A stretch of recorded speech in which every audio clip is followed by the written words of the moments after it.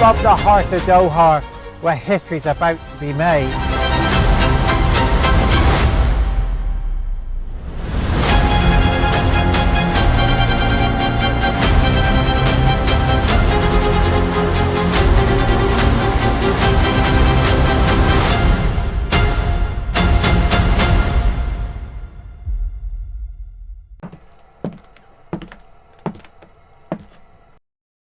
Welcome to the Asian Snooker Championships of 2024.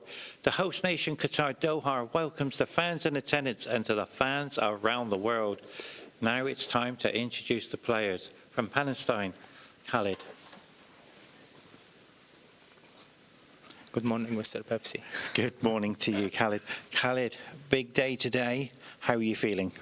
Yeah, I'm feeling okay. I'll do my best.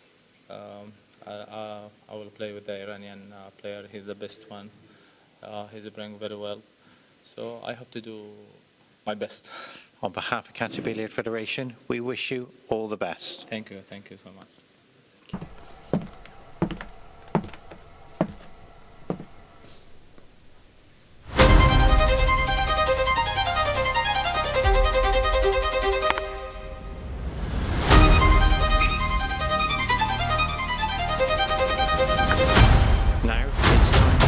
Player from Iran, Ali.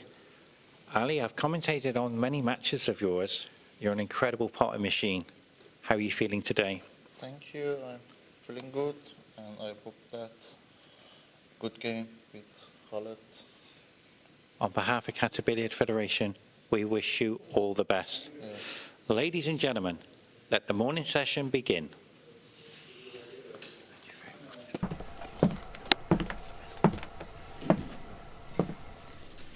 Good morning, gentlemen.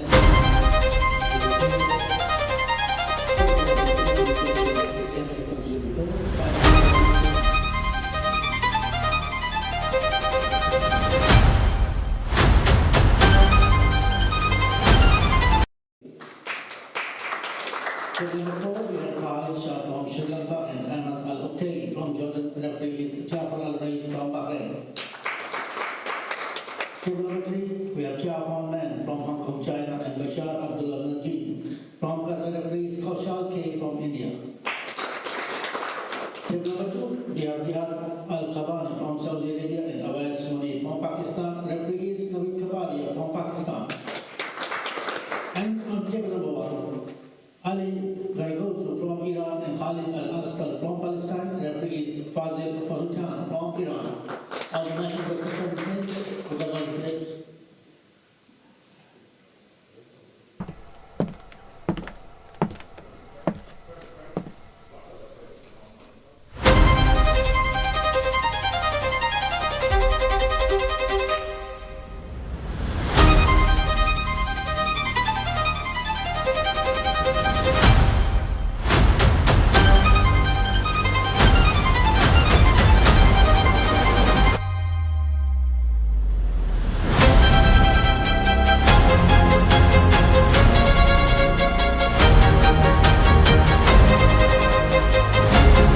Above the heart of Doha, where history's about to be made.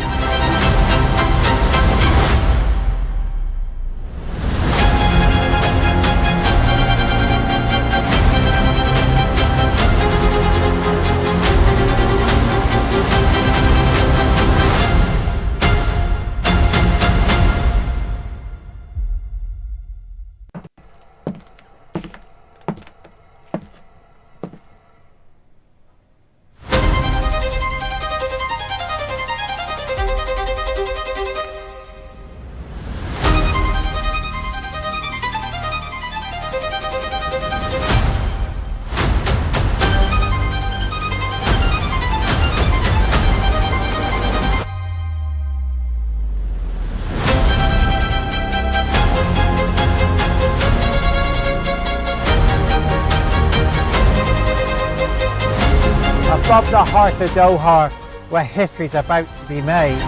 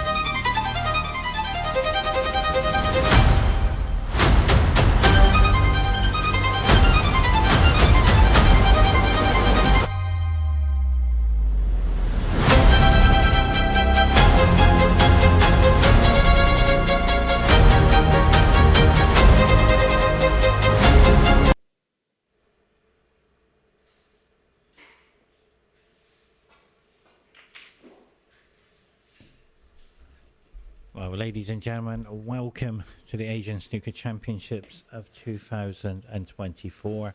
The host nation, Qatar Doha, welcomes the fans in attendance and to the fans around the world. Now, I introduced the players just now, and I mentioned to Ali his potting ability. I have commentated on many matches with Ali, and I'm so excited to announce that his potting is incredible. It really is.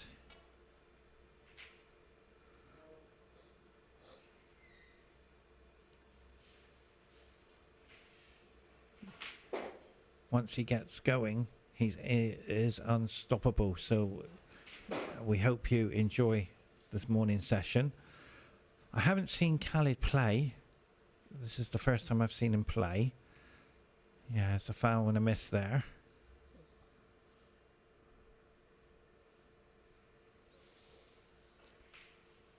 But I'm going to be looking at the strengths and weaknesses of both players during the match. But I'm excited to see Ali play again. And I'm going to see if he's improved his gameplay from the World Championships from last year. So has he strengthened? Has he stayed the same? And that's what we'll be looking at. So Khaled has got a nice opportunity for the red to the middle.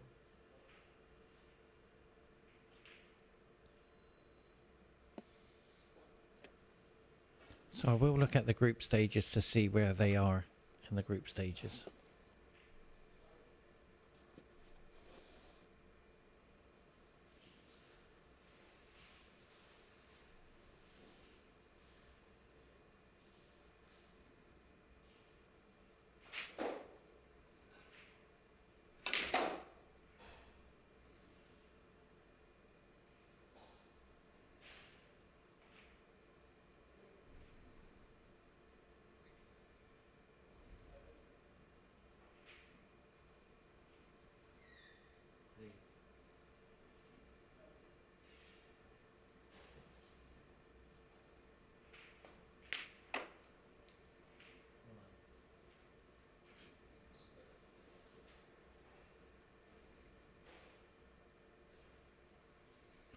So I'm looking at the stages here. Ali has played 3 matches. He's won all 3 of them. Frames won is 12. Frames lost is 3 with 9 points. Now this is interesting. Khaled has played 2, won 1. Frames won is 6. Frames lost is 5. And only 1 point. This is very interesting. This group, Ali has won the group.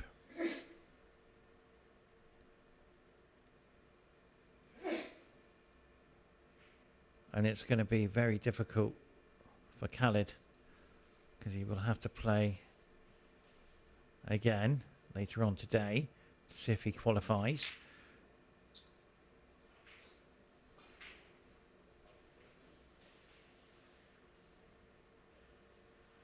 So it's going to be important for Khaled to get off to a good start and get some frames. And then we have Ali, who's ranked number 1 in the group. And you can understand why when you watch him pot. Like I said in the interview just now, his potting ability is incredible. The way he plays. When I saw him when I was doing the commentary in the World Championships last year, I was very impressed the way he plays, and I was really excited to see incredible playing ability. And we're just witnessing it there. Just missed the pack. But this is what he does. He's a very attacking player. And of course their coach, Cameron from Iran, is here as well.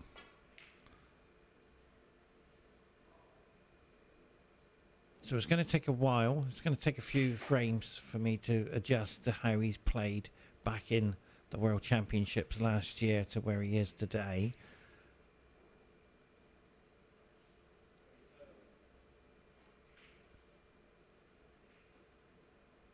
So this should be a very entertaining game.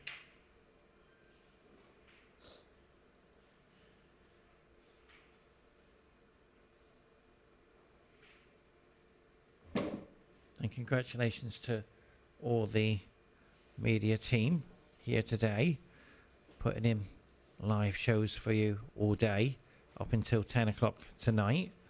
I'm not too sure what time the last match ended. And there you go. What a fantastic shot that was. And that's what Khaled that's what Ali does. He puts them from nowhere. His ability of making shots happen.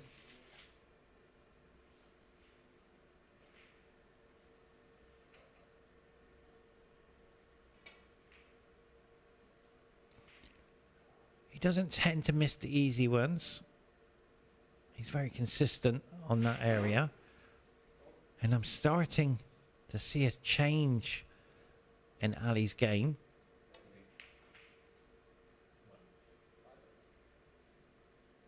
He's more determined.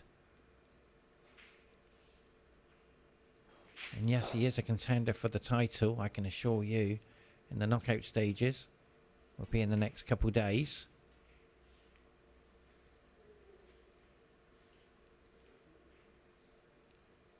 And Ali has slowed his pace down from what I've seen in the World Championships last year.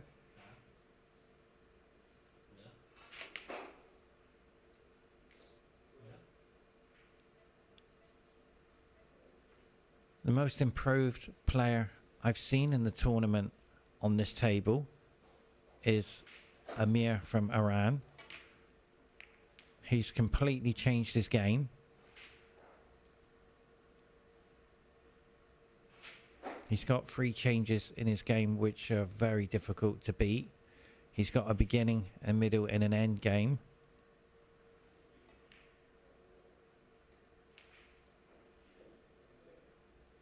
And you'll see that, I'm sure, in the later stages.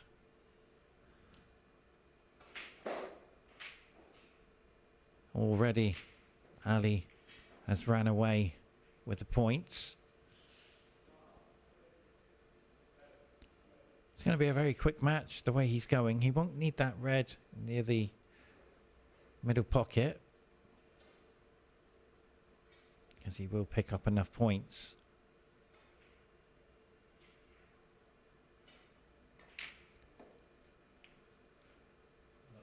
There's a few players who's really impressed me on the TV table. One of them is the young man from Sri Lanka. His natural ability is incredible, potting ability.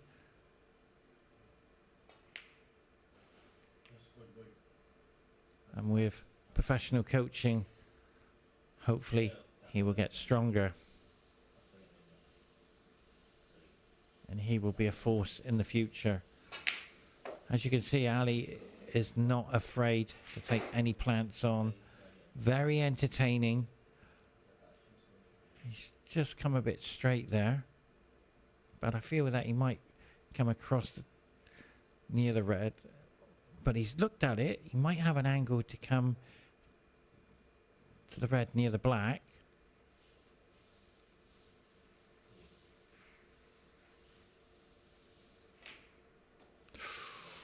Yeah, he had a kick there.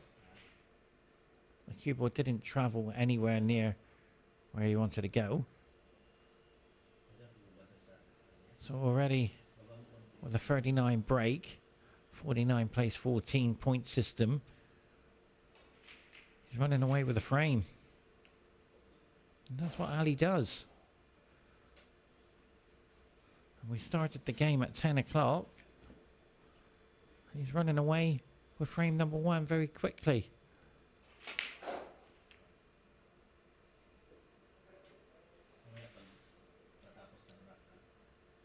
And it's all down to preparation to be here. He's had to play in qualifying rounds. I have spoken to the coaches. They've had to play really well to qualify from your country.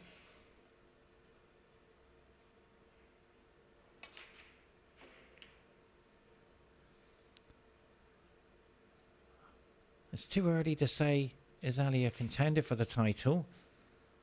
But one thing is sure, he's looking in incredible form. And I did hear Pangaj won on the decider last night. Unfortunately, I couldn't stay for that match due to the fact of 11-hour shift, and I found it very difficult to use that concentration all the way through the day.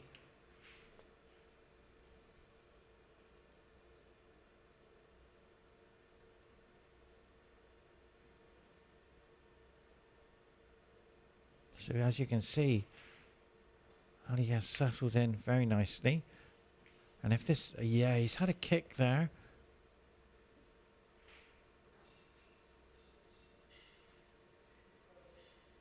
.63 break. He's looking for a century. So he'll try and use the pink to take the last red off the cushion, or a double. Very shortly after this red he's going to take. So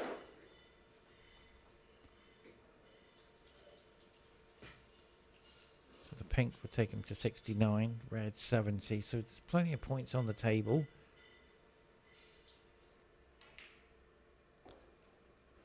Now he's got a beautiful option to screw back into the red. I think that will favour Ali. He is going for it. He will take this on. And there it is. Perfect. Oh, it just creeped away from the pocket. But it shows the confidence of Ali's ability. He's not afraid to try to develop the colour.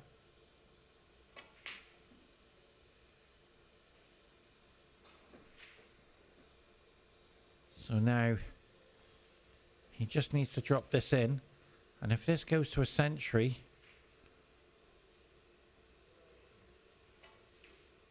he'll be so happy.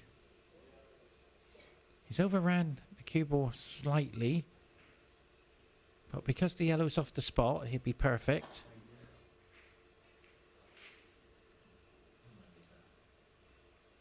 So Ali from Iran has shown his opponent he's in tremendous form. And he knows now that this century break, 19 points required to make that happen. And I'm sure Iran coach Cameron will be so happy to see his player get a century in the open game.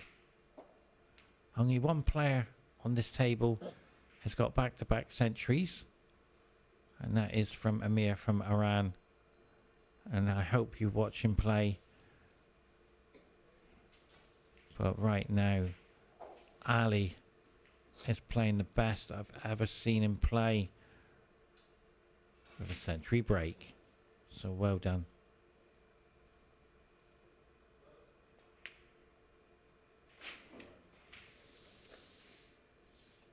So you have this black. Look at that. 106 break. Ladies and gentlemen, well played, Ali.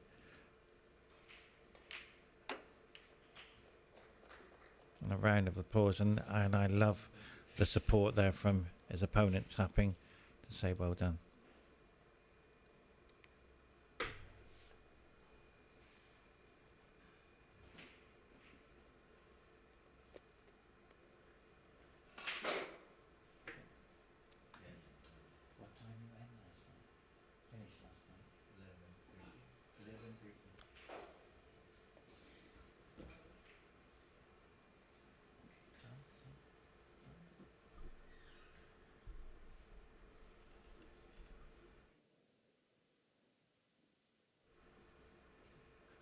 big match last night. I've just spoken to Jerome, the camera director.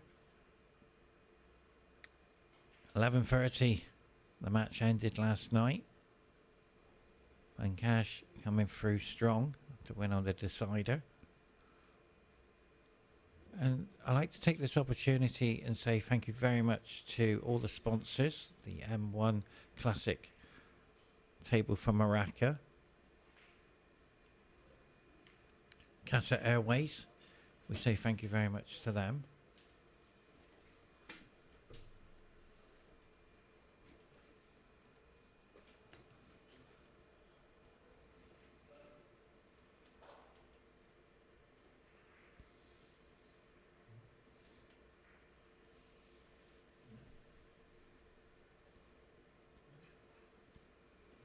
And thank you very much to all the audience around the world for tuning in. Now, we're not just broadcasting on YouTube. We are all over the world. BN Sports, Outcast and Qatar TV are supporting us as well.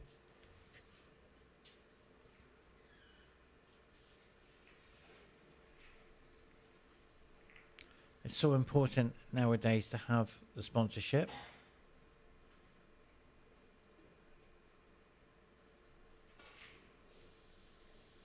And the arena from yesterday to today is warmer. I have been out there. It's much warmer than it was yesterday.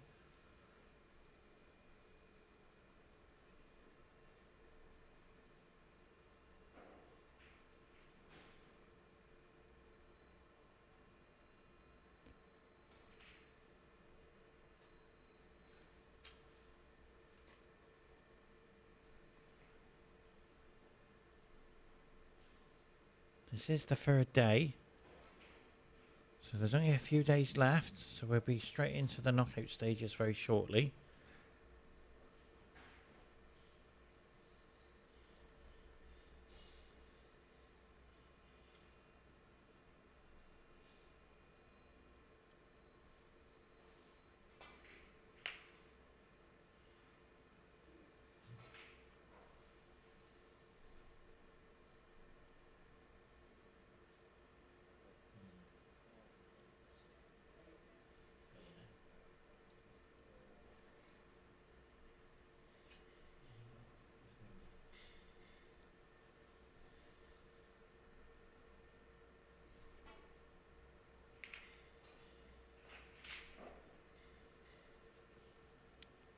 Nice safety.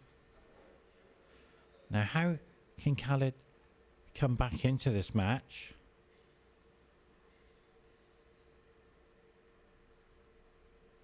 When your opponent's just done a century.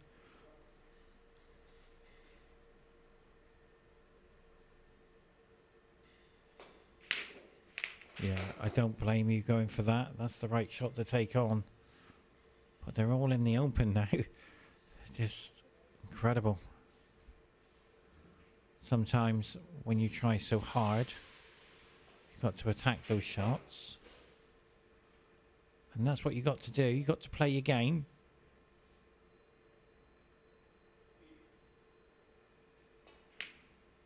Things do go wrong out in the arena, and you have to adjust to the conditions. You're not going to get conditions like this and be able to train in them. Match play is one of the hardest parts of a tournament. The conditions change. You fly, imagine you fly thousands of miles to go to the tournament. You're jet lagged. You're going in against the greatest player from another country who's gone through the qualifying stages to be there. You go into the arena and you see the TV set up and you see lights the size of the snooker table. There's 4 of them, the length of the table. And when you're sitting there, you're cold. It's like sitting in the fridge. And when you get up and walk to the table, it's like walking into an oven. And as soon as you put your hand on the table, it's like a hot water bottle. So you have to adjust to those conditions.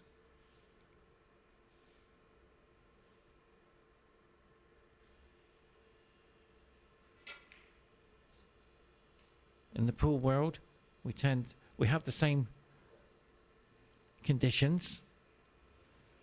So what you have to do is wear thermals, and not to be too hot. You just got to get it right. Some players wear a glove. Ali O'Bailey, he wears a glove for the bridge hand. And from Iran, Amir as well. So you have to keep warm out there.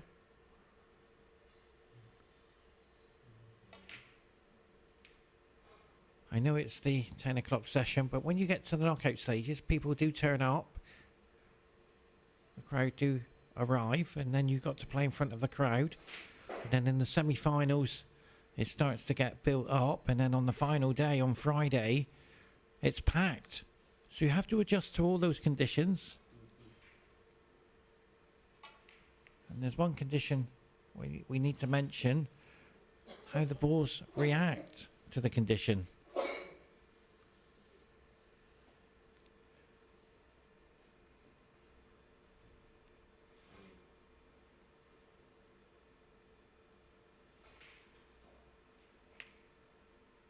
And this is what Ali's more than capable of doing, is adapting to the conditions. Some players prefer to play on the out tables of the arena.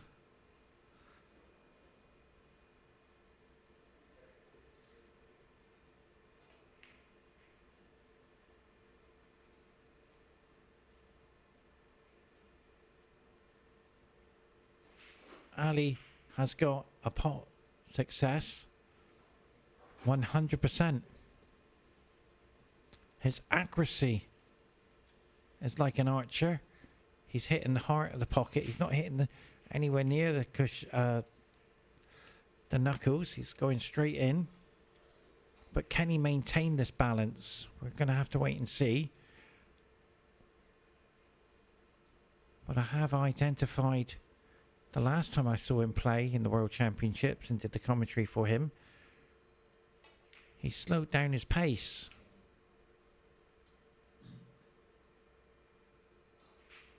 So this is his new game.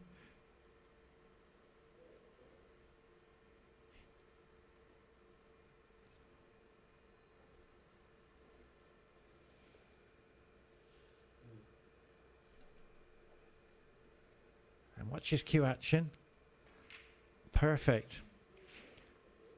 Sometimes players look back at the video, they hear my commentary, they hear my thoughts about the player, and also they look at their way they're playing.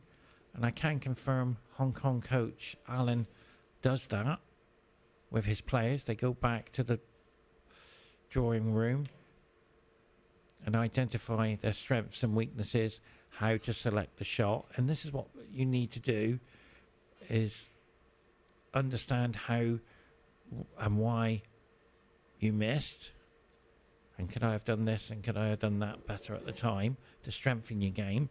To be crowned champion, you need to do that, to identify where you're going wrong, and to have coaches to help you as well is a must help, and support from fans as well as family to push you over that finishing line. So you need all those ingredients to be a champion. It's very difficult to do it all on your own.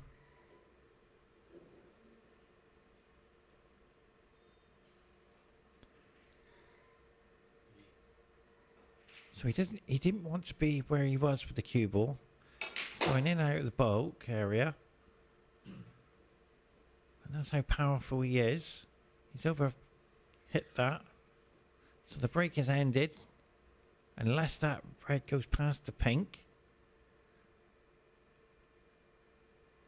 Looking at the monitor, he's going to have to take the other red. Slightly difficult. Yeah, that's why he's hesitating. Now, here's one thing for you. What Ali's done there is indicated where he wants the cue ball with his cue. It wasn't for me. It wasn't for you guys. It was telling him, I want the cue ball there. And we'll talk about why they do that as well.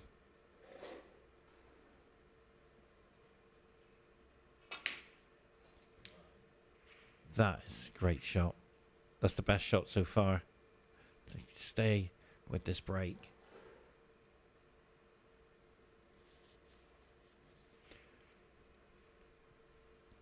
When players take up snooker, they tend to just pot everything in sight.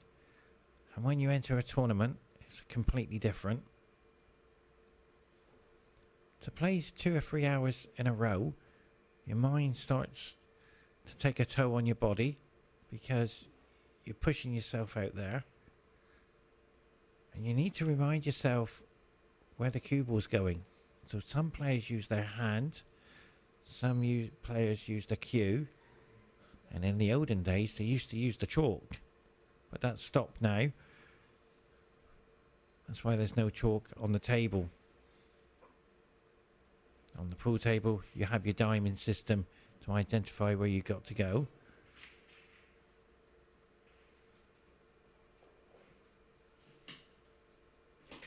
So it's just a reminder. They're telling themselves, I want the cue ball there. Because you're all alone out there. You're on a journey to be crowned champion. But right now, you're on a long road to get there.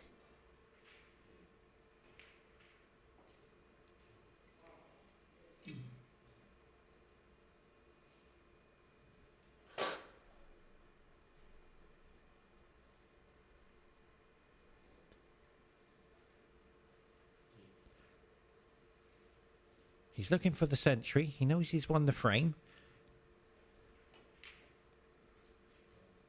And another key in snooker, which I've experienced over the years doing the commentary, players tend to change their game when they're in front. They speed up, but Ali stayed consistent here. And he's used the red as a marker to nudge it down to make it all easier. And players tend to miss when his opponent misses. It's too early to say if it's a back-to-back century, because he's just had a kick. And the reason why they have a kick, in my opinion, in my theory, is the moisture of the conditions, because we explained about the lights, the size of the table. There's 4 of them right above his head. And as soon as you come away from the table, you're in the fridge. And the chalk tends to stick to the cue ball.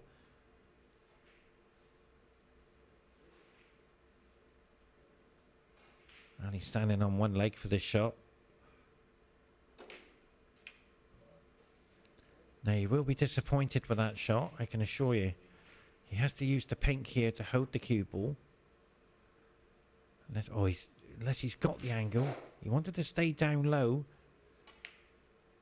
Yeah, he's used the pink, and that was the problem. And if he was higher, he would have been perfect to take the red by the cushion. So the century break, ladies and gentlemen, is 19 points away. But he's not looking at the century break. That's gone. He's looking at the high break. He want to get into the 130 plus possibility. But he's going to need that red near the yellow. But I feel that he might leave it for a double. So this pink. Yeah. He's got to push the cue ball forward. So he's using 12 o'clock on the cue ball. But he knows he's going to crash into the red. And he's going to run out of position. And he can't screw back. So the blue would have been the better option here, Ali.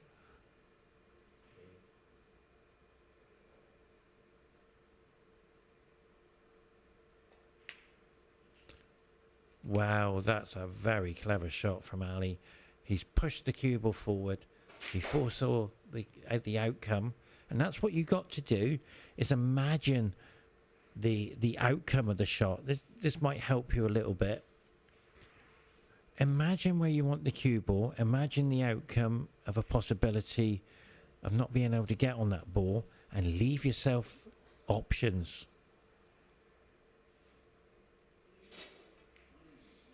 Is it in? Is it in? No.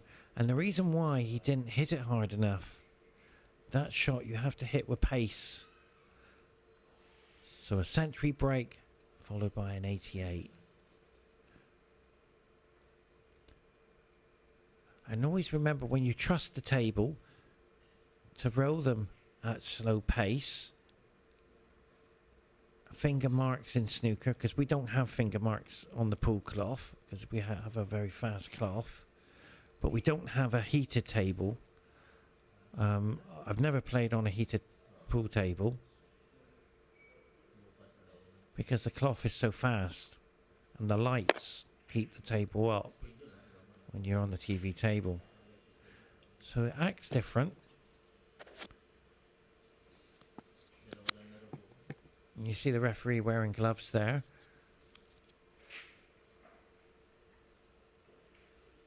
I'm going to have to ask the referee, I'm going to have to ask that question. Why do they wear gloves? Is it to stop the fingerprints from touching the ball?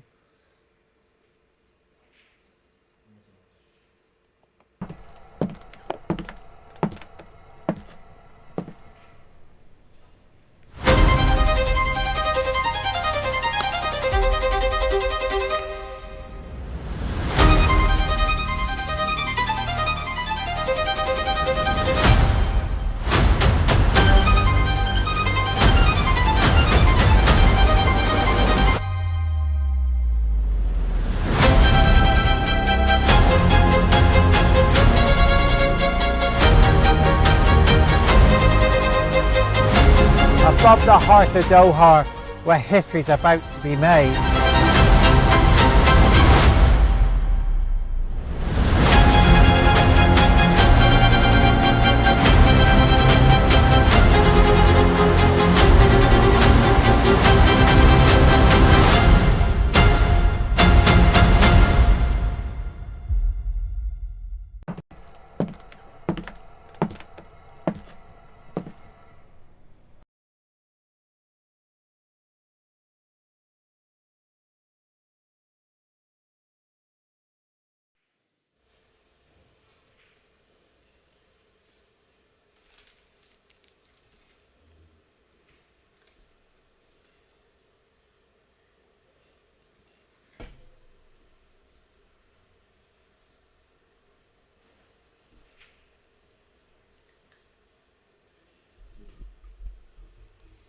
So Khaled has to find a way back into this match, and losing the white and making it disappear. And ladies and gentlemen, there he is from Iran, Amir. Incredible player.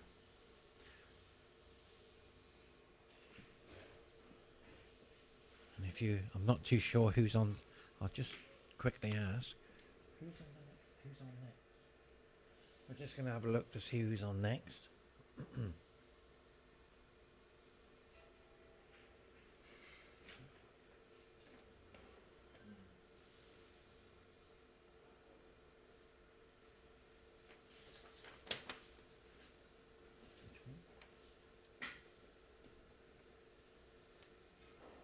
Khaled?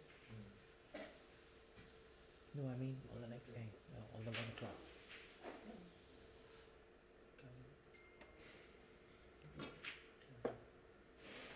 Khaled and Ali?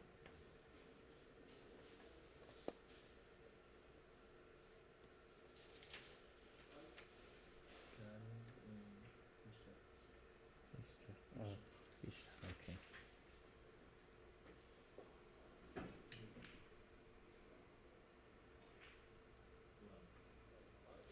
So it's going to be Issa from Qatar up against Khaled from United Emirates. So that's going to be an interesting match as well.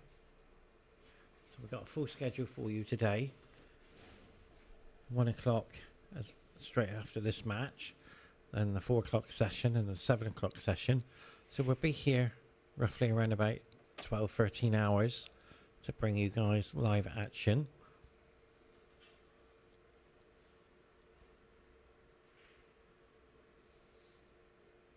Now this is an opportunity for Khaled to come in. Now the reason why they're smoothing the table, I've often seen this, they're smoothing the finger marks out.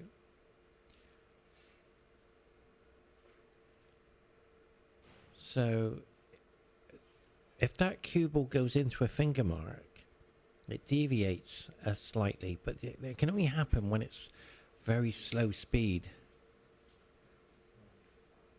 Yeah, Khaled's underhit that, but because the red and the black is off the spot, he will be okay. So I'm looking for the strengths and weaknesses of Khaled's game. That's what I do, in my opinion.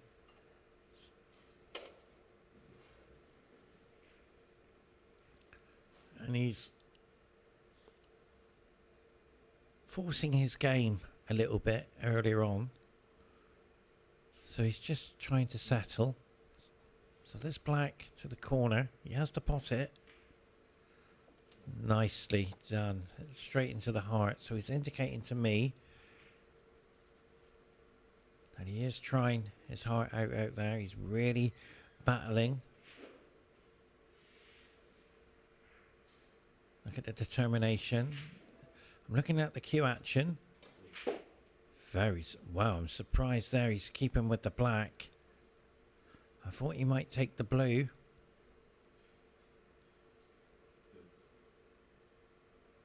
I don't see how he's going to get to this red. He has to power this black. And that is the problem. You can't really generate too much energy into the colours because they won't go in.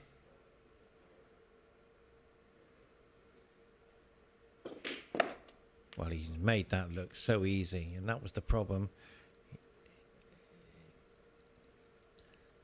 He had to hit it much harder than that. So the yellow pocket is available. Shot to nothing. That might give him a bit of confidence, knowing that it's the only one he's going to leave. Oh, knocked on the door. And Khaled knows that he had it. I'm just seeing the glimpses of Khaled's game.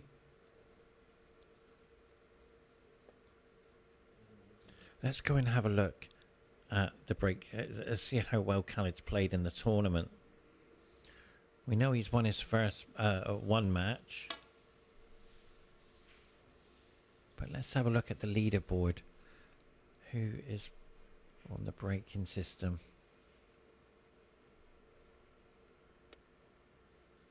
And that will be an indication of how well he's playing.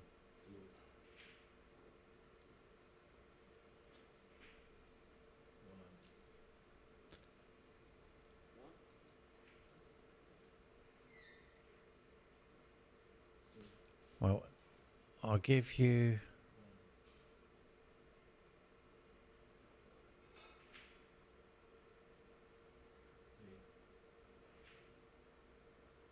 Just looking at the leaderboard here.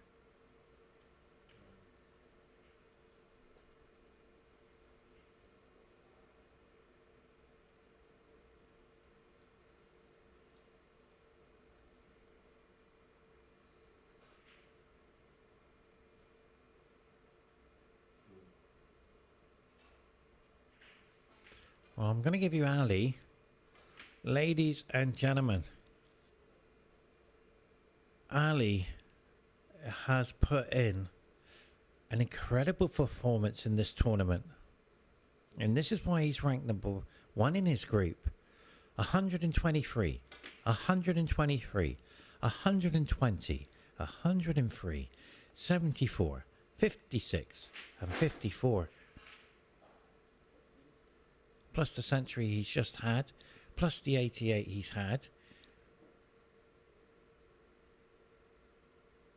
But for Khaled, I don't see him on the... Oh, yes I do. I've just found it. It's just loaded. Khaled has had 69 and 68. So those two breaks won him one of the matches. So we are witnessing Khaled come back strong here. The player with the highest breaks doesn't, it just indicates how well they're playing in the tournament.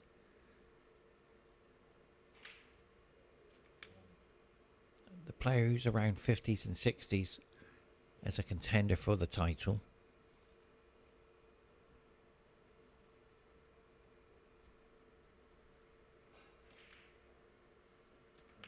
But Ali is the most break builder in the tournament. Looking at this, Ali's ranked number 1 for all the breaks, and the highest break is 129. But I can confirm to you, Amir from Iran was on a 147 at one stage. He did look at the scoreboard and he missed the red.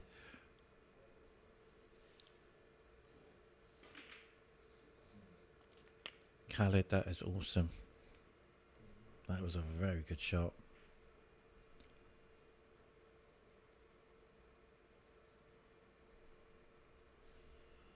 He's putting in a fantastic performance.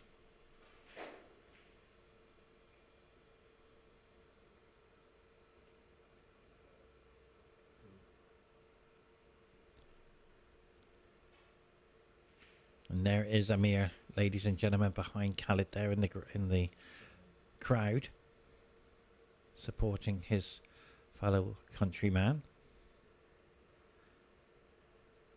And Khaled has really impressed me. He really has. He is incredible determination to make this red go into the middle. Lovely.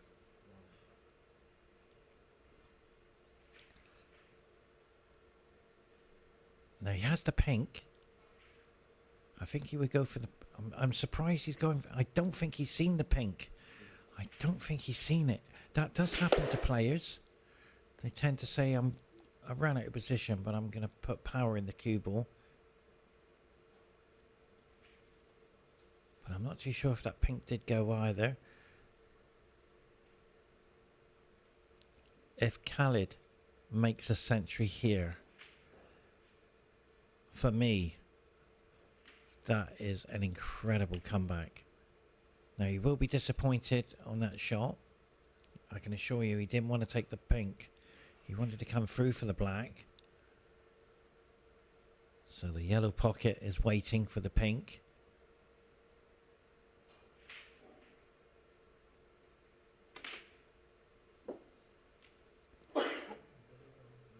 I'm stunned.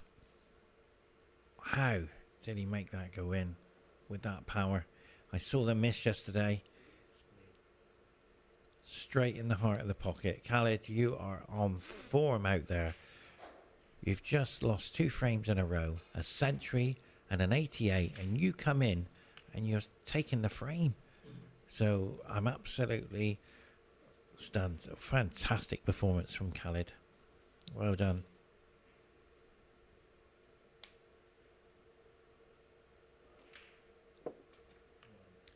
He's sending a message to Ali. You're 2-0 up. You've had a century, you've had 88. Here's my century.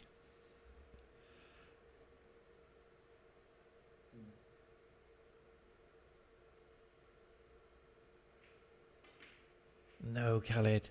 Oh, wow. That's the first shot I've seen him when he's hit the knuckle of the pocket. The first ball in from day one. I thought he missed it. So Khaled coming back here. Long way to go for the century. 63 points. And this is his highest break. No, he had a 69, didn't he? So this red.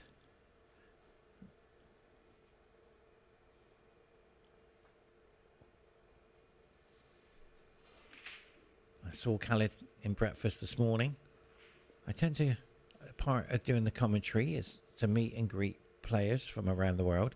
I tend to meet sometimes between 40 and 50 players during the tournament, up to 200 to 300 and 500 players in the tournament over the years. I tend to meet and greet them from day one until the final day.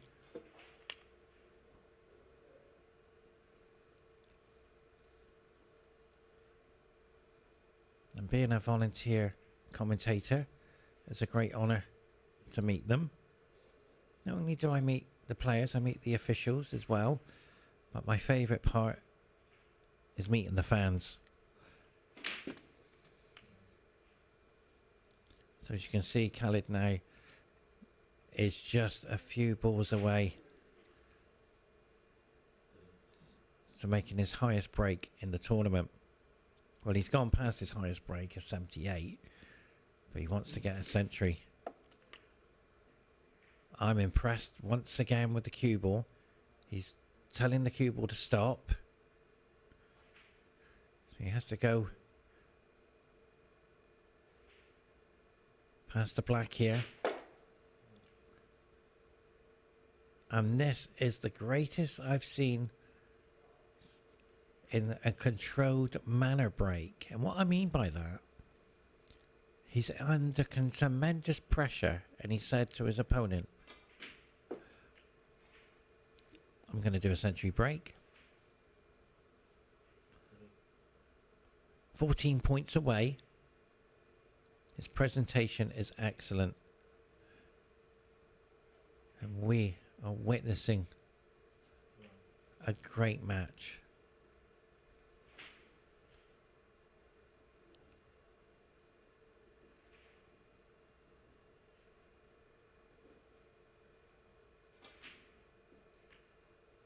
He hasn't come far enough, I'm afraid. He needs the pink as well for the century. He wanted to hold the pink, I think, in a straight line. And that was the problem, Khaled. His positioning and to trying to get straight for the pink was the key. But he won't be disappointed. He's saying a 93 break, my highest break in the tournament. I need to win this match to stay in the tournament for the knockout stages.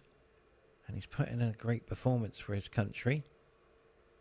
And I'm sure his fans and family are watching as well. So your young man has put in a great performance.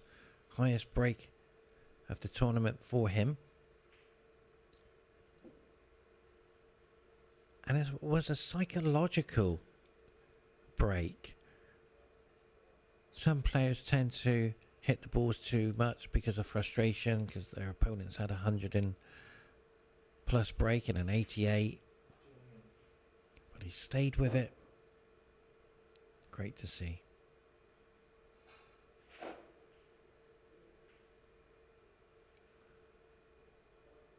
So this is a great opportunity to say thank you very much to Iraq, Qatar Airways, and Qatar Billiard Federation, the host nation, for putting this tournament on. There's only 3 days left now. On Friday, it will be the finals. Who will get into the final? Stay tuned. The highest break of the tournament is 129.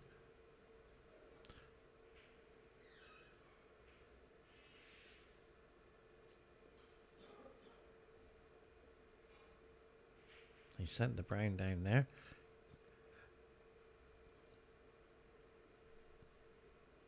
It's an art to racking the balls up. It's just not putting it on the spots. You've got to make sure everything's perfect. And the referees have done a fantastic... I couldn't referee a game. I don't think I've ever... I've never refereed a game.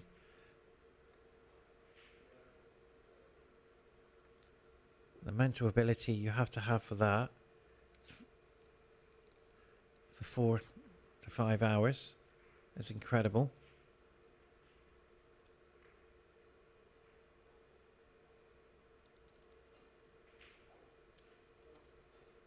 I know they use the special triangle. There's like a point in the triangle. We don't have that in the pool triangle. We have a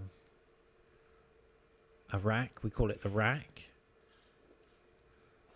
And when you rack the balls up, when you break, you go and take the rack off the table. But in snooker, I've looked at, there's different versions of racking the balls up with the wooden rack. And this one for the tournament, there's a point in it to identify the pink. So he has to make sure everything's perfect. Very difficult job to do.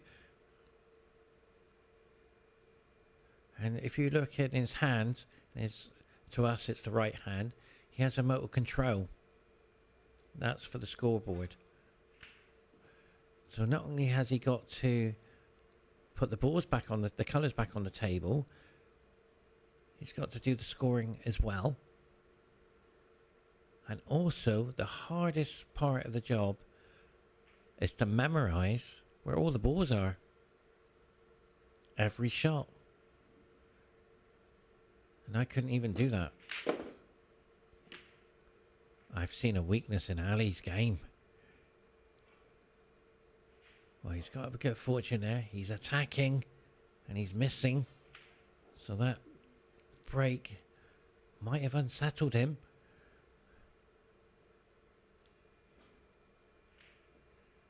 So a referee's job is to control the crowd as well. Control the arena. And his concentration spell between 3 and 4 hours has to be 100%.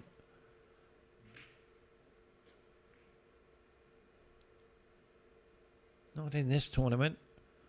I have seen some strange things happen with the referees.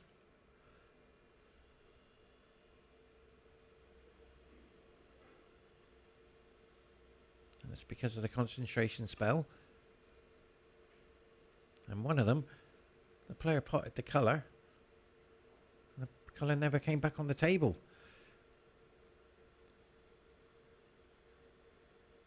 And they were playing without the ball. And that was a few years ago. But it was all okay.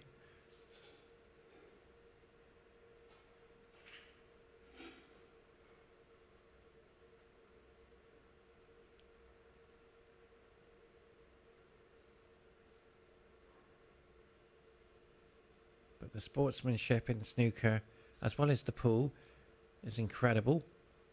Great sportsmanship.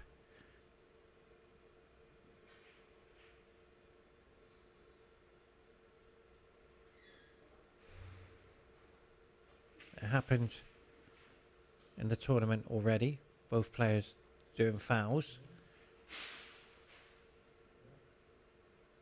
And the referee didn't see it. Great sportsmanship. It does happen. And the referee, look at that. He's monitoring that cue ball. Just checking to see if it's touched. He's indicated it's touching that red.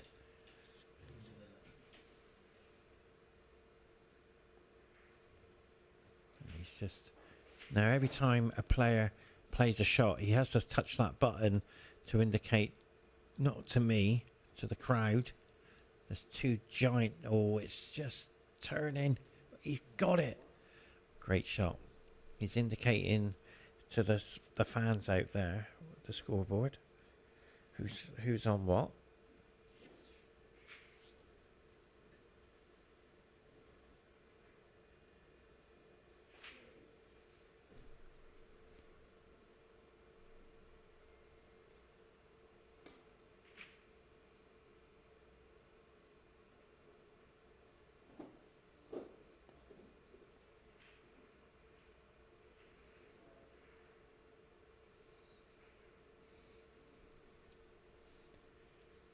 I'll give you some information how to deal with sitting in the chair.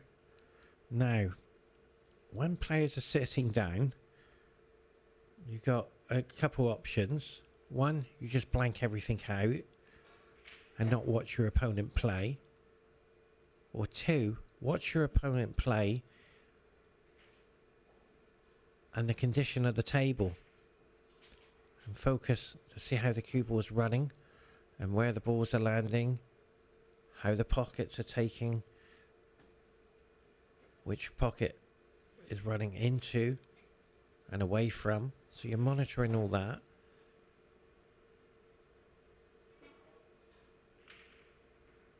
Because sometimes you have to sit there for 2 to 3 hours without playing a shot sometimes. If your opponent's banging in centuries, and then you have a break. So you're there for a long time and you haven't had a shot. And you must drink water as well. 2 to 3 litres of water during a match. Because your body is being mentally drained. Do you see Ali there? He's trying to keep his hands warm. Because the fridge is open. And he is cold, I can assure you. And how does it affect the cue? Well, the wooden cue doesn't really affect it. You don't see the players wiping the cue.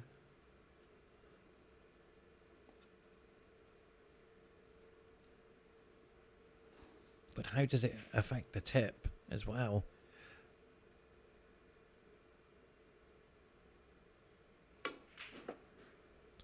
And you can see Ali there forcing his game.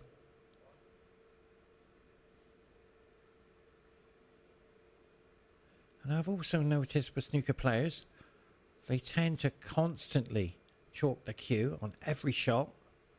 It's down to habit.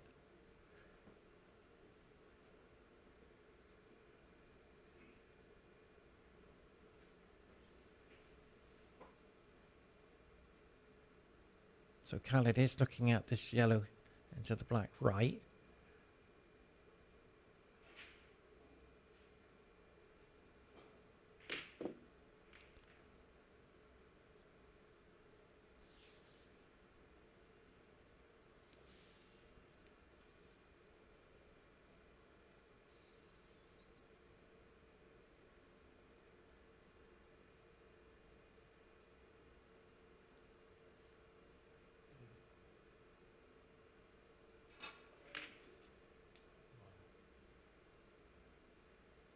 In tournaments,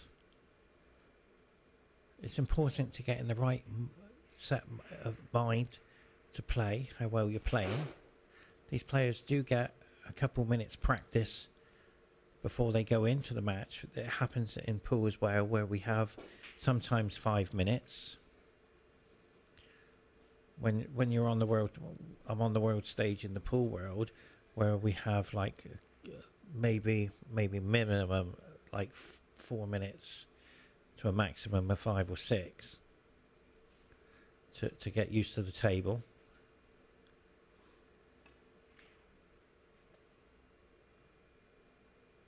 But the snooker players, before they get introduced, when I do the interview to the players, they are practicing. So they have, I think, I'll find that one out. I don't know if they have 3 minutes each, and they are timed. So I'm not too sure on the minutes, but I know they're out there practicing, and they take it. You go first and I'll go second. And also for the break, I've learned, because they don't do this in snooker, we lag for the break. They toss the coin for the break. Heads or tails, who breaks first.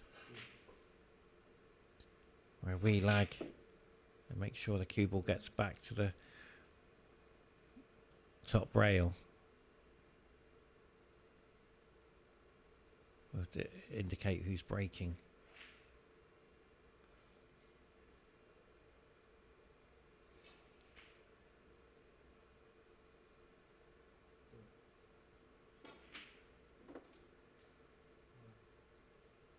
Another interesting fact for you: in English 8 ball, our cue ball is smaller than the object ball.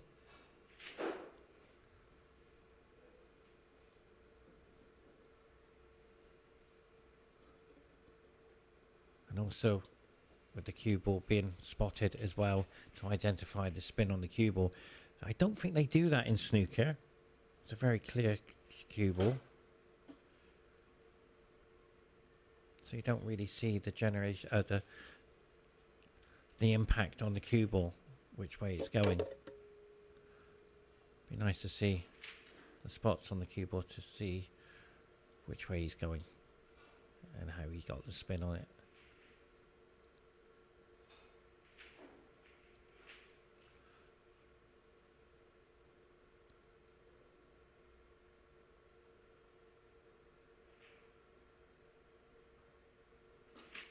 Do you see Khaled there?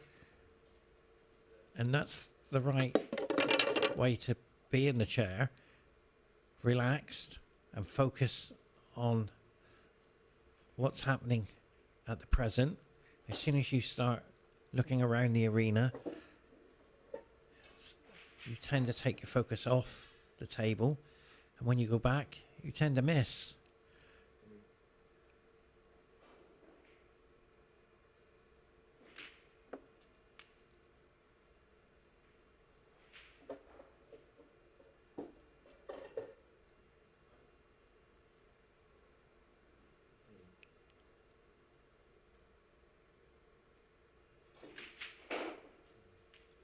Now,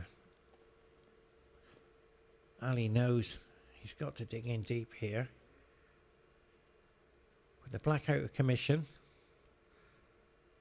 the pink and the blue.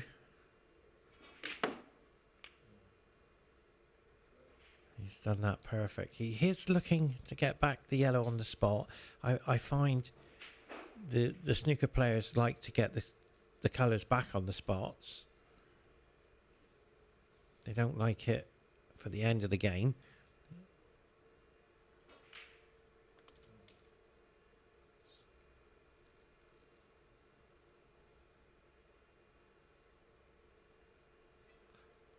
Now that's interesting. Now the referee's brought out a plastic marker to identify.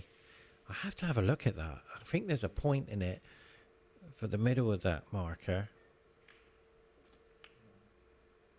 I can assure you Ali didn't want the pink up there. He wanted to stay with that pink down the bottom.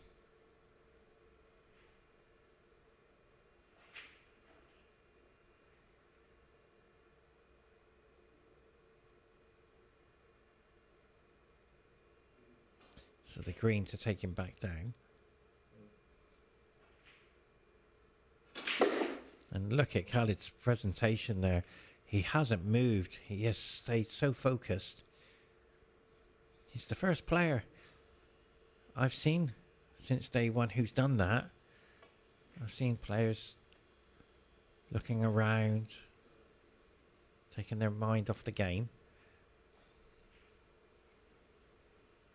So each player is completely different. As we watch now, the referee just making sure he knows where that white is and all those balls.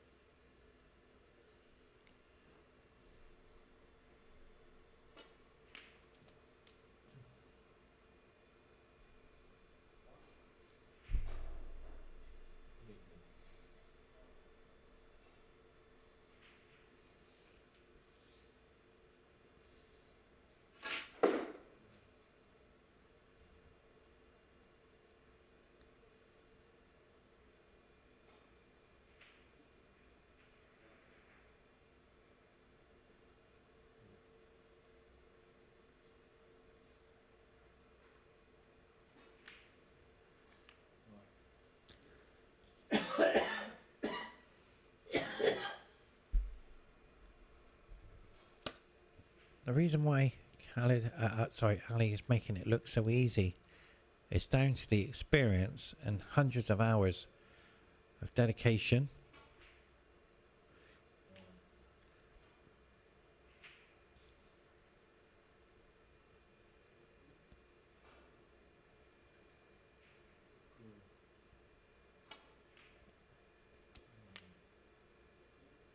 This is a very high standard of snooker.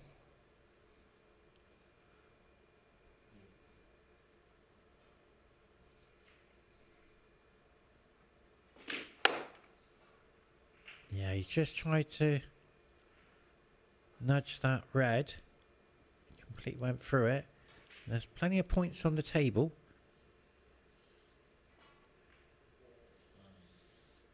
But it's a very clever tactical battle shot that was.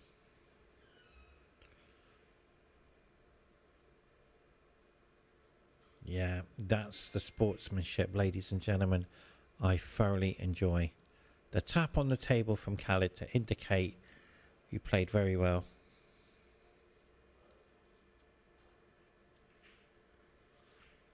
You see Ali there drinking water. He's got to drink 2 to 3 litres of water through this match.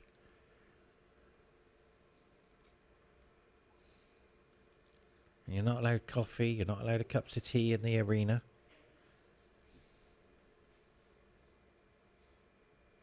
It's only water you're allowed.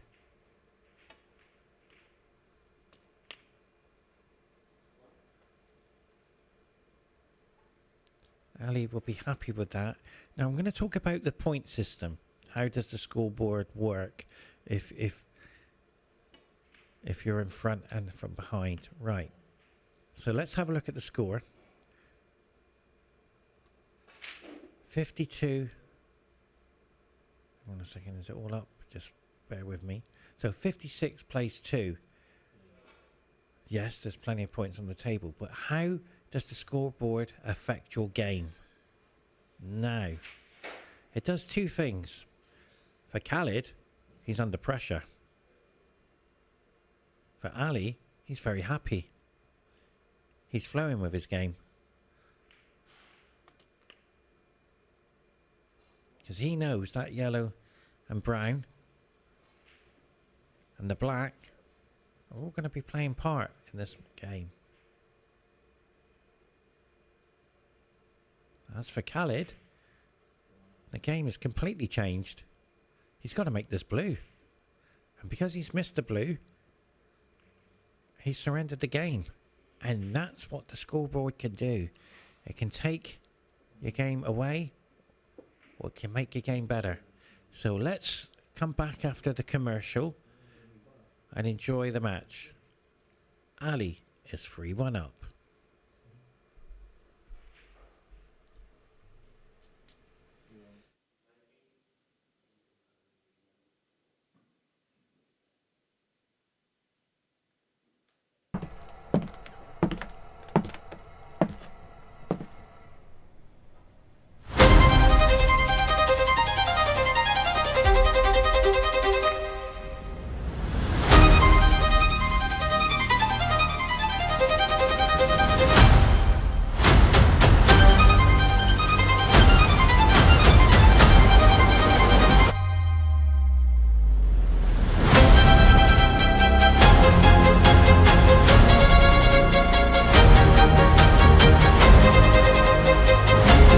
Above the heart of Doha, where history's about to be made.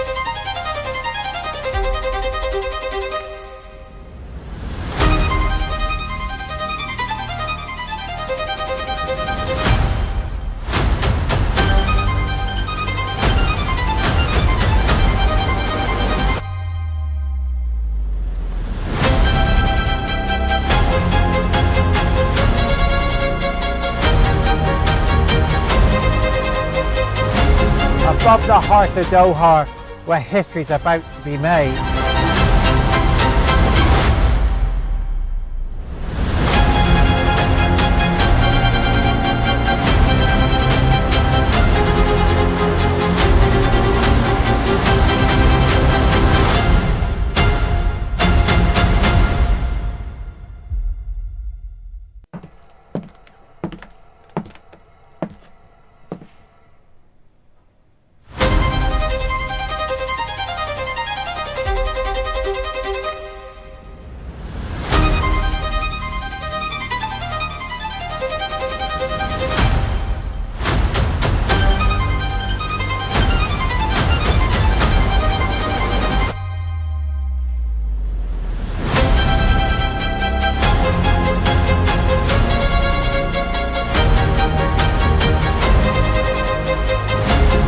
Above the heart of Doha, where history's about to be made.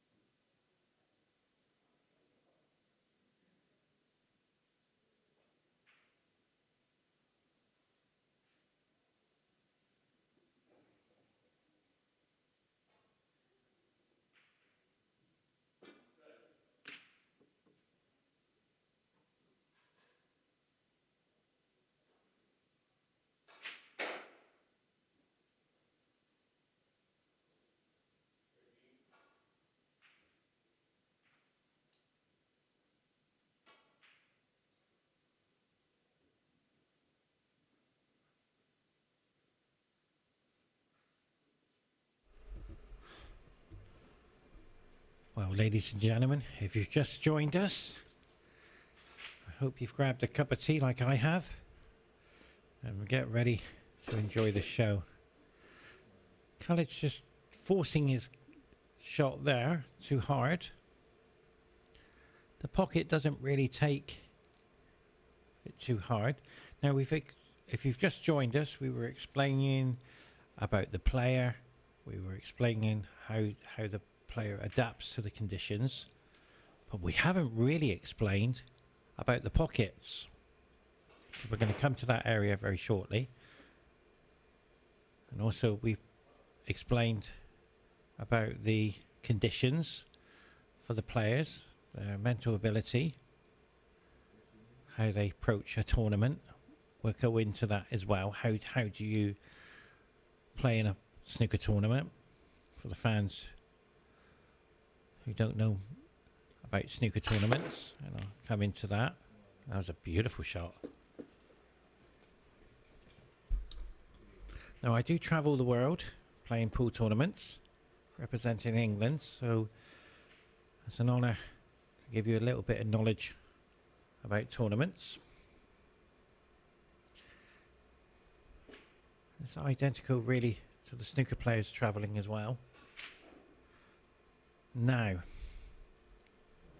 when you get off the plane, you've got to find your hotel, and that can sometimes be a nice experience to a bad experience. Players, I'm lucky because I get a taxi to the hotel, or there's a minibus to take you there, so you're jet lagged and you come off that airport and you think, oh, where am I going now? So the minibus or a driver is waiting for you, so you get off to a good start. So when you approach the airport, sometimes it's late at night, and sometimes it's early in the morning. It really depends where you're traveling. So you get into the hotel room, and then you start to realize that this is it. I'm in the tournament. You go to the practice hall. You want to get some practice going, and you start meeting people. But you're trying to focus on your game to become the champion.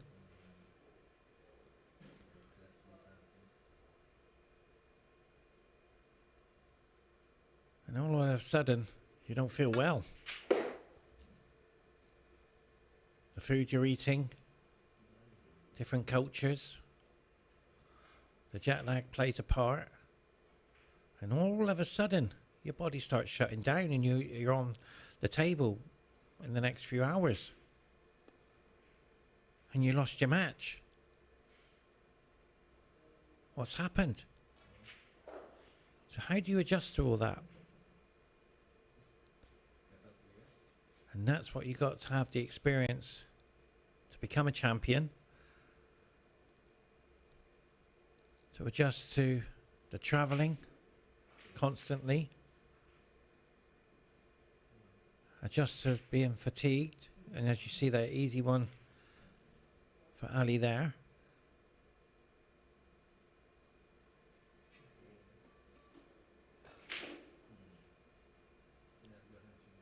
It's not just like in your local tournament where you go home afterwards. You go back to the hotel. Some players tend to feel deflated. They can't believe what's happened because your opponent hasn't missed a ball. Or you've missed because of the jet lag. So it all plays a part in tournament level.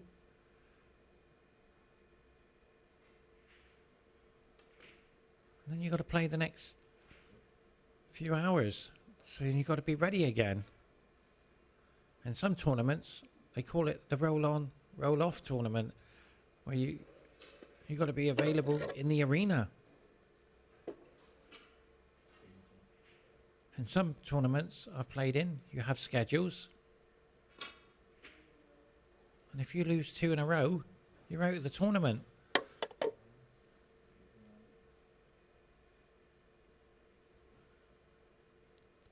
And the worst tournament is the hardest one You lose, you're out of the tournament. So you're flying home again. Players don't tend to stay in the tournament to watch the outcome.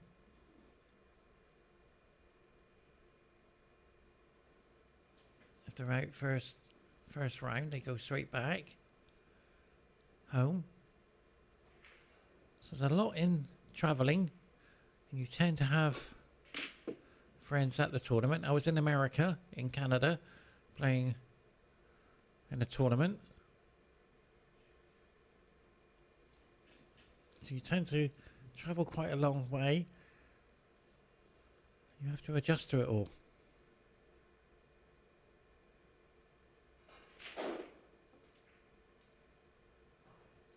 So the life of a snooker player is far more difficult, because the prize money, you have to get into the quarterfinals and the semis, obviously the final as well, to start paying the bills.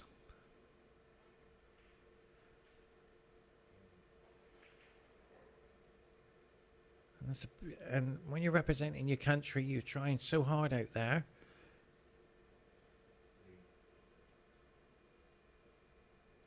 And one player from Sri Lanka's come all the way. He hasn't performed well. And he's got to win today to stay in the tournament.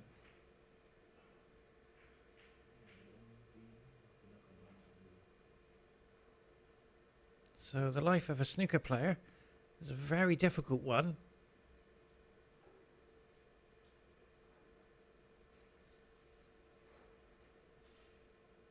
So full credit to these young men representing their country here today. It always looks easy. Oh, that's the second time I've ever seen that. Well, it nearly came out. Yesterday it happened to the green ball. It went in the pocket and come out, and that red tried to come out.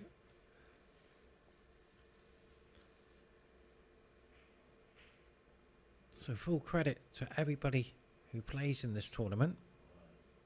There's 8 players from Qatar. Saudi Arabia are here as well.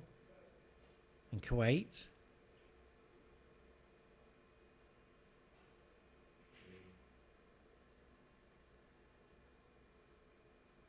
But it's the same preparation. They got to travel to get here. And what about Hong Kong, China? They've travelled a long way, and I spoke to Alan yesterday and he said all my players have got jet lagged. I went, wow, this, you know, there he is in the white jacket.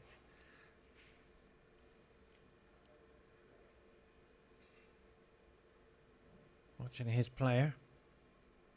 man play. My training partner Bashar from Qatar. That's going to be a tough match.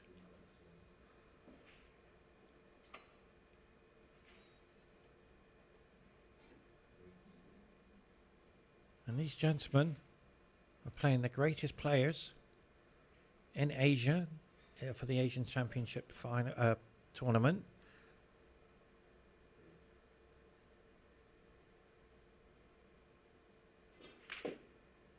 Said no. So now we're going to go into talking about the pockets of the table. Too hard, as we just saw there, it won't go in. Hit the knuckle, you'll be lucky if it goes in. And dead weight shots as well.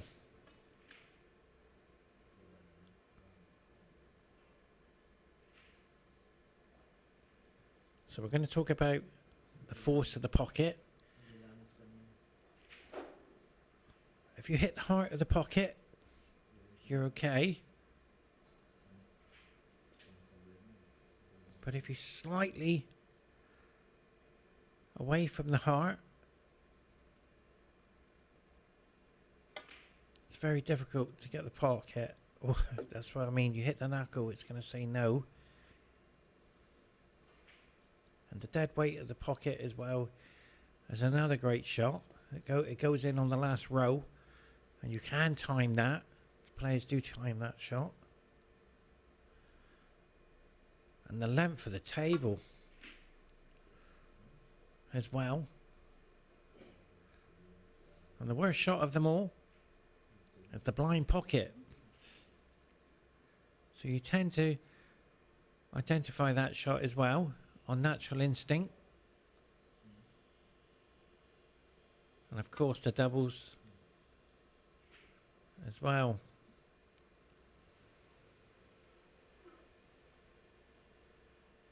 And all the tables have different conditions. The other 4 tables don't have the heat lid lights like on the TV light table. And you got players beside you. And sometimes you have to wait for the player to play the shot. And the worst one is when you're playing, the player's moving in front of you. And you have to adjust to that as well.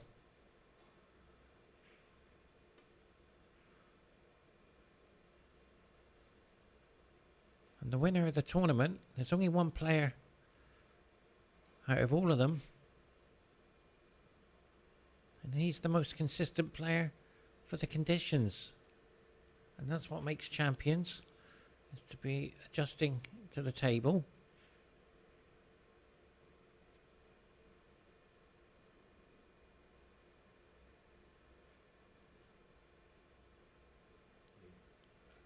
I've only seen it happen on a couple of occasions. The players hit the ball and the tips come off. He had time to get it back on. And then when he came back to the table, it came off again on the next shot. So it's only happened a couple of times. He had the borrowed cue in the end.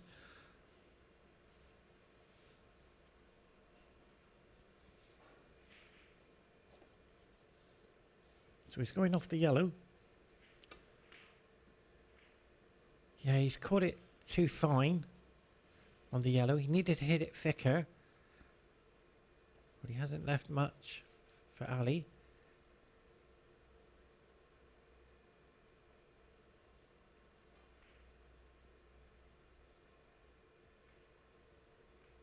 Oh, what Ali tried to do there is a very, very clever shot. And we're going to talk about this area. It's a very important area to talk about. The end game. That was the end game shot. Put the black on the cushion. And that's how far ahead he's fought. Some players do 1 or 2 shots, 3 or 4. I've even saw Ali yesterday do something like about 20 shots ahead. That was incredible. Never seen that before.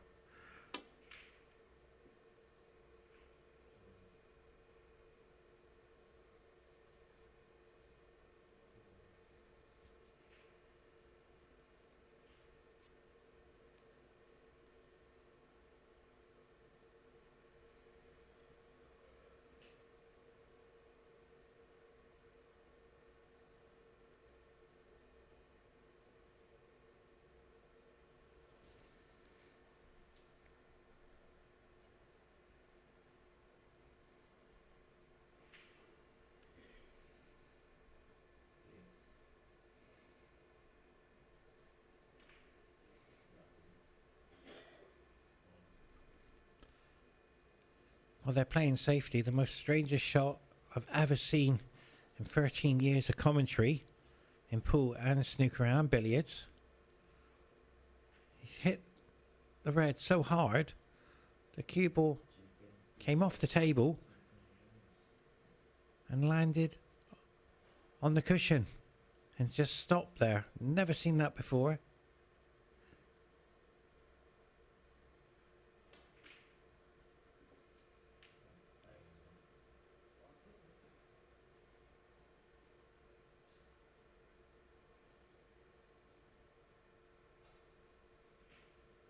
So this Brown and Khaled is going to start break building.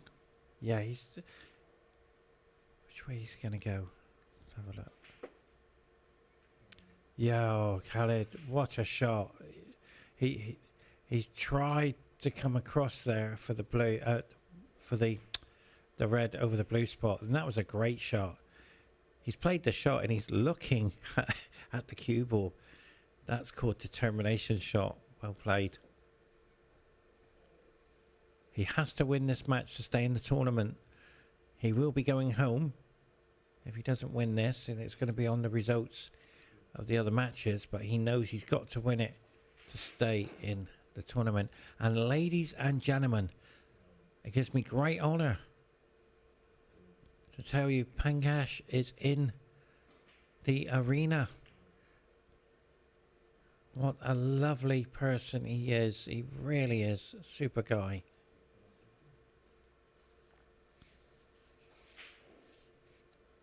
And he's qualified for his group yesterday. And yeah, well, it was about a 5-hour match. But Khaled's got to pot this ball. He's got to pot it to stay in the tournament. He knows now that this shot was a lot of pressure. As Ali comes to the table, he just requires a few more reds.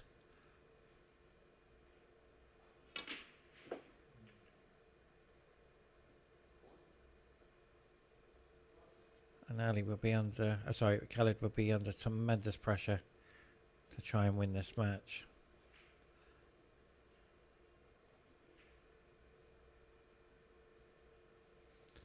That's interesting. He looked at the red there. If it passes the pink,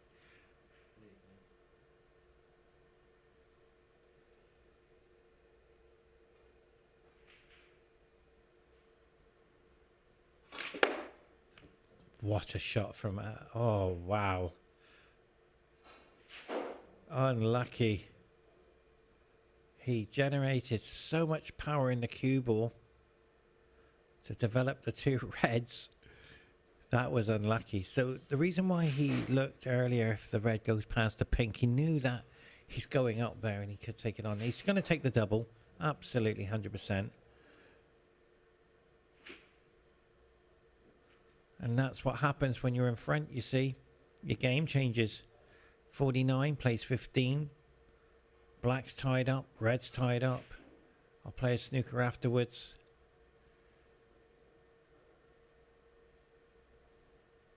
And your game changes.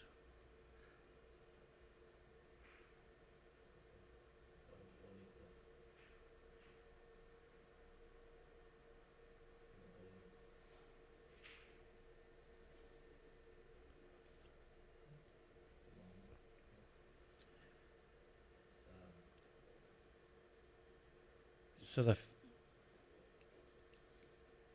foul with the miss is taking place, but I'm surprised, to be fair.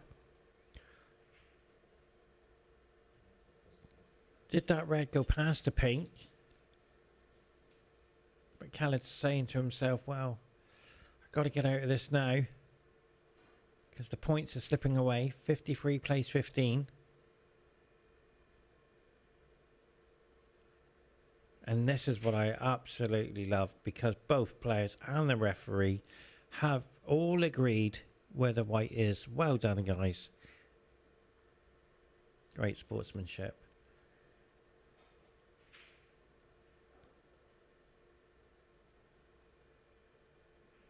Well done, Khaled. Well done. Great shot. But that red did go past the pink. So clever thinking there. Or did it? So this is the last chance I feel Khaled has. He has to start potting. He doesn't want to give an opportunity to his opponent.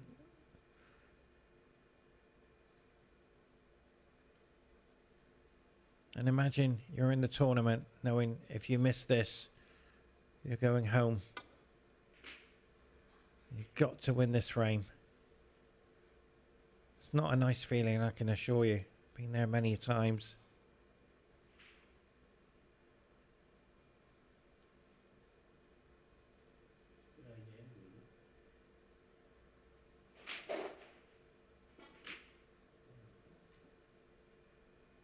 Try and hide the cue ball in behind the green. Now, there is a double on. He has to avoid the yellow. That's a shot to nothing. He's gone for it. Wow, unlucky that. He did go for the double, I can assure you. He didn't want to put the red tight on that cushion. With the boards in the open, he felt that there was his last chance. But Khaled will now look at this and say he put in his best performance. It didn't happen today.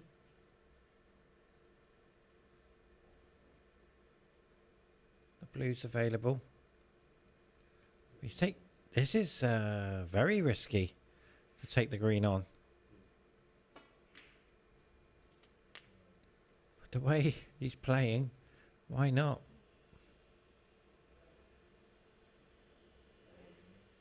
I thoroughly enjoyed this match.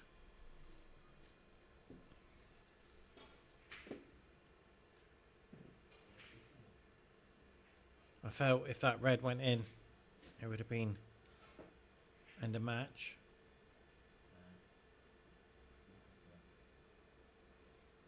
So snookers are required.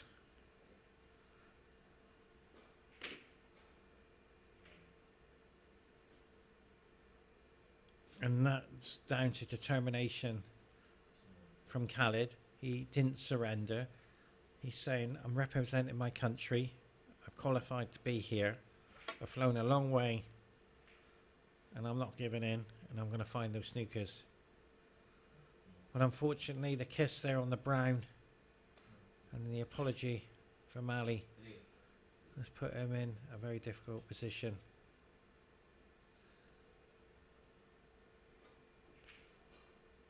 And he has to pot it, to be fair. He doesn't want it over the pocket. Ladies and gentlemen, the game has been surrendered. Stay tuned for the interview.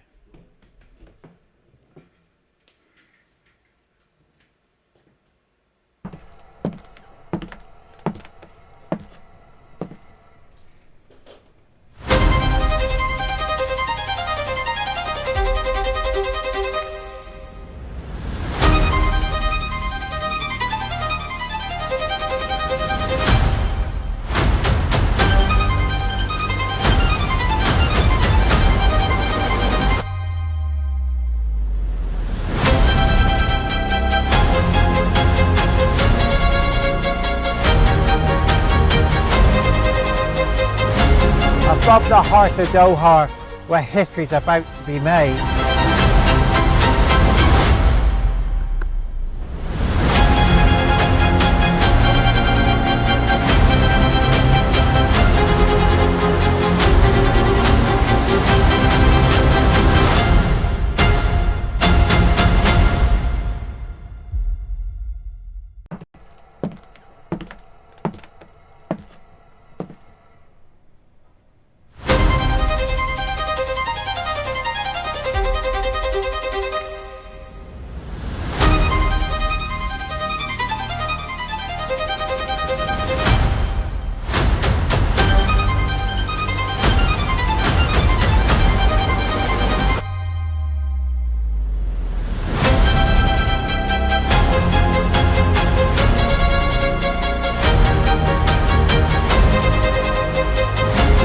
Above the heart of Doha, where history's about to be made. Well, ladies and gentlemen, what a performance from Khaled. He put in a tremendous performance. He tried so hard. He watched Ali put a century in and an 88, and he almost came back with a century. Ali, congratulations. What a game. Tell us what happened. Thank you. That was a good game. It's second frame, Mr. Red, and kick the pink. It's good. It's okay. You played incredible. A century break in first frame, an 88, a formality red to go into a back-to-back century. Thank you. It was good. Everything is good. The venue is very good. The table is very good. Everything is very, very good. Thank you for Qatar Federation. Is there anything you like to say to your family and friends in your language around the world? Oh, sorry, this camera. به امید موفقیت تیم ایران توی مسابقات آسیایی قطر. Well, ladies and gentlemen, stay tuned for the afternoon session. Ali is the winner. Goodbye, everybody.